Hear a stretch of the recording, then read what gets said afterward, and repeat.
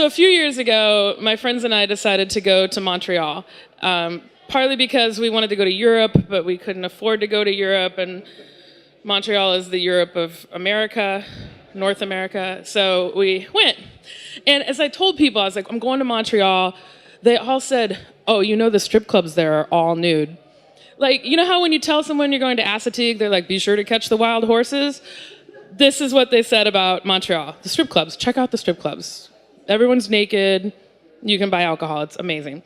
So we were like, I guess this needs to be on our itinerary. So when we get to Montreal, it's me and 2 other girls and my friend Jeff, who's gay, so it all worked out. And we found a ladies' night at a gay strip club in Montreal, which is perfect. Ladies' night. There aren't ladies there. Yeah, disappointing. So we get to the strip club, we get settled in with our amazing host who let us touch his abs. They were amazing. And I realized we didn't know how this works because there's no dollar bills in Canada. They're only dollar coins. So we're like, do we throw change at people? Do they have those little change belts? Or are they like, with the change? How does this work?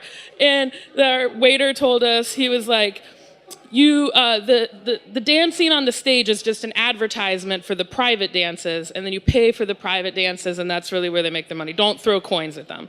So we were like, okay, that's cool. I feel like male stripping is ridiculous to begin with. It's more ridiculous when they're all nude, and they like come out on stage, and then they would like pull their jeans down, and then they would awkwardly dance with their jeans around their ankles for a long time. And like it was like a lot of dancing with pants around your ankles. It was not pretty. It was really, we were just trying not to laugh a lot. And so my friend Jeff was there. I was like, Jeff, who do you like? I'm gonna buy you a private dance. And he's like, oh, I like that guy, who we'd nicknamed the Pocket Rocket because he was like short and blonde. And so the Pocket Rocket was very popular, but I finally waved him over and I was like, Pocket Rocket, this is my friend Jeff. Here's some money. You go back there. Anything past this amount of money, it's up to him. I'll see you later. So right after Jeff left, this other dancer came by. We've been calling him Julio, or maybe Rico Suave. I was trying to remember. He had like big, long, greasy ponytail, and he was like into his 40s, like the older guy at the strip club.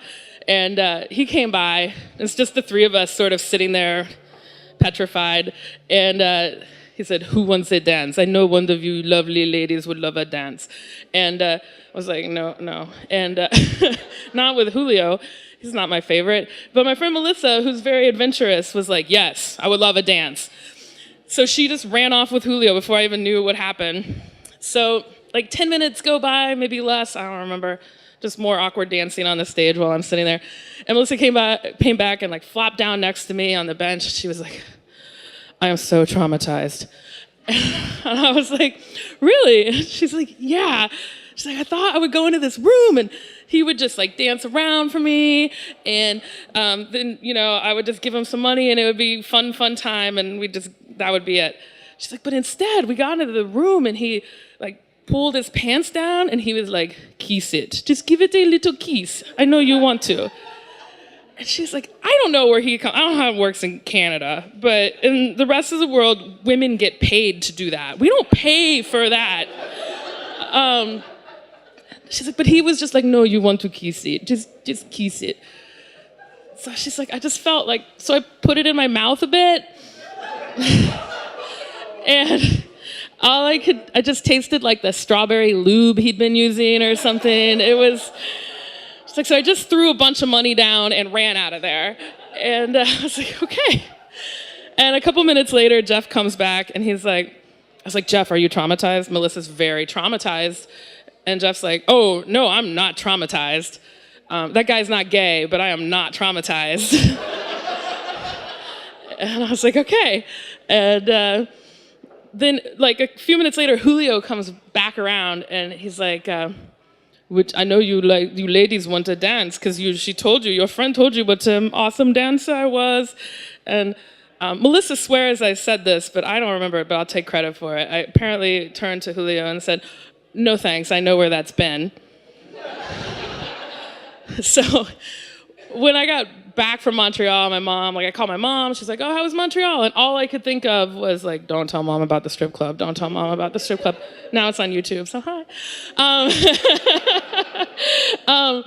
So I was like, we were on a boat, we ate some food, it was fun. So to this day, I think she thinks we had like a terrible time in Montreal because I couldn't think of anything to tell her about. Because all I could think of was like, don't tell mom about the strip club.